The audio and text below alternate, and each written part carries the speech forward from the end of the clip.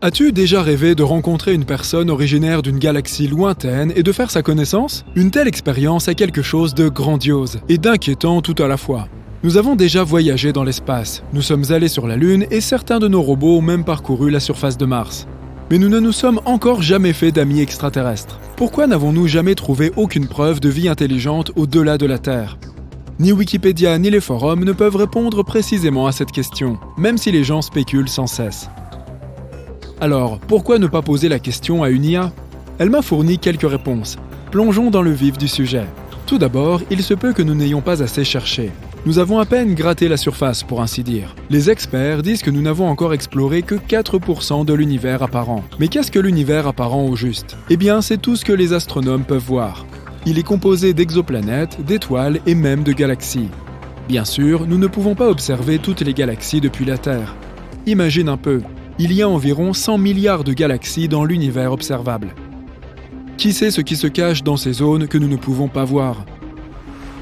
Surtout si l'on tient compte du fait que 96% de l'espace, qu'on appelle l'espace lointain, nous est absolument inaccessible. Mais pourquoi ne peut-on pas le voir?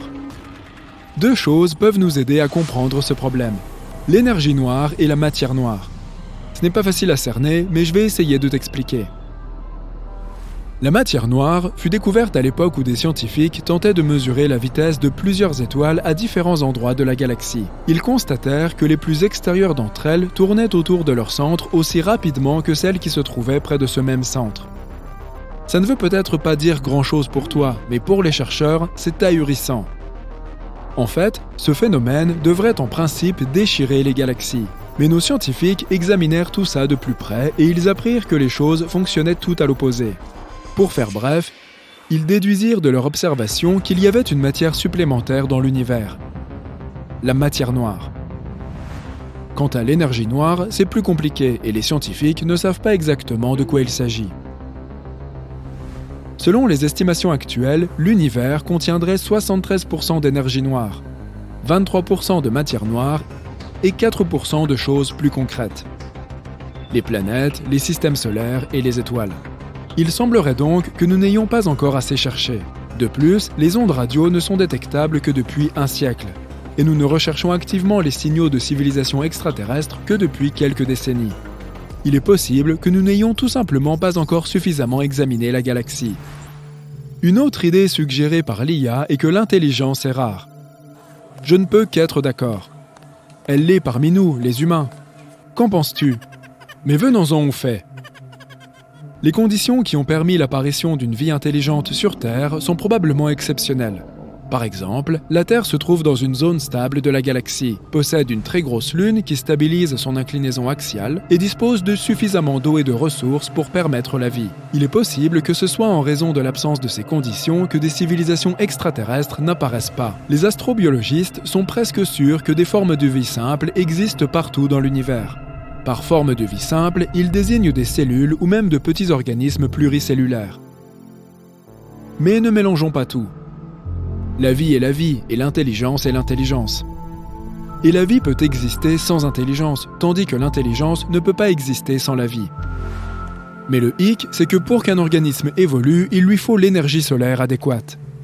Tu te souviens de ce qui s'est passé sur Terre? Des micro-organismes sont apparus dans l'eau, mais c'est grâce à la lumière du soleil que nous pouvons produire des vidéos comme celle-ci. Malheureusement, la plupart des planètes ne disposent tout simplement pas de bonnes conditions. Et non, je ne parle pas d'Internet.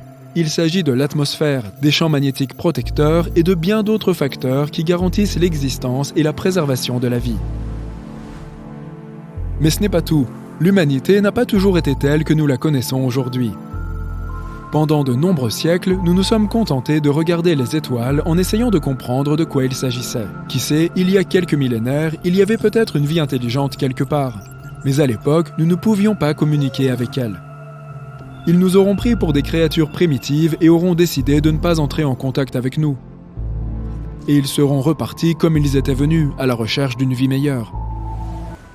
Désolé de te le dire, mais si ces folles spéculations sont vraies, il est peu probable que nous communiquions un jour avec d'autres galaxies. Il y a même une explication scientifique à cela. Notre voisine la plus proche est la galaxie naine du Grand Chien. Je dis voisine, mais il nous faudrait quand même près de 750 millions d'années pour nous y rendre aujourd'hui.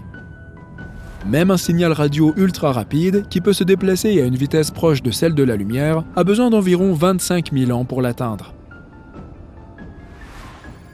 Une autre idée suggérée par l'IA est qu'une vie intelligente existe peut-être quelque part, mais que nous ne pouvons pas la détecter. Nous supposons que d'autres civilisations utilisent les ondes radio et des technologies similaires aux nôtres.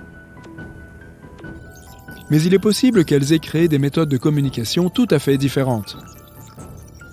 Nous n'avons même pas encore tout compris de ce qui se passe ici, sur Terre. Par exemple, nous n'avons pas encore déchiffré certaines langues anciennes. Les hiéroglyphes Olmèques en font partie. On dit qu'il s'agit du plus ancien système d'écriture du monde occidental et qu'on l'a identifié lorsque la stèle de Cascaral a été découverte au Mexique. Selon les experts, cette écriture serait le fait d'un peuple très avancé. Il y a 62 glyphes sur cette stèle. Certains sont très abstraits, d'autres ressemblent à des scarabées, à du maïs et même à un trône. Personne n'a encore réussi à traduire ce texte. Les hiéroglyphes Olmèques sont l'un des nombreux exemples d'écriture non encore élucidés.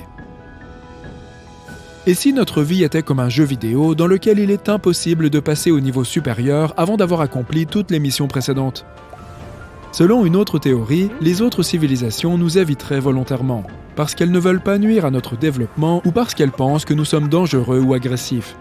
Dans ce cas, il se pourrait qu'elles se cachent. En vérité, des peuples nous évitent ici même, sur Terre. Aujourd'hui encore, des tribus font tout leur possible pour éviter tout ce qui a trait à la civilisation. On trouve de tels peuples dans de nombreux endroits, de l'Amazonie à l'océan Indien, mais je te conseille de ne pas t'en approcher. Il existe une centaine de tribus isolées sur la planète, et on dit que certaines d'entre elles sont extrêmement dangereuses. Par exemple, les sentinelles qui vivent près du golfe du Bengale. Pour des raisons inconnues, ils rejettent tout contact et toute tentative de communiquer avec eux a échoué. Les autorités recommandent de ne pas s'approcher de cette région, car ceux qui importunent la tribu auront de sérieux ennuis. Dans certains endroits, les autorités font de leur mieux pour protéger les tribus isolées. Ainsi, la Colombie offre une protection maximale aux peuples qui choisissent de rester à l'écart. La situation est similaire en Équateur. 2 groupes vivent dans la région amazonienne. Ils sont semi-nomades et n'utilisent pas les technologies modernes. Ces personnes subsistent grâce aux cultures, à la cueillette et à la chasse. Heureusement, depuis 2007, une politique nationale protège les droits de ces peuples. Ainsi, leur autodétermination, leur indépendance et leur droit à ne pas être contactés doit être respecté. Le fait que nous n'ayons jamais rencontré de civilisation intelligente ne démontre donc pas leur inexistence. Au fur et à mesure que notre technologie et notre compréhension de l'univers progresseront, nous trouverons certainement des preuves que nous ne sommes pas seuls dans l'univers.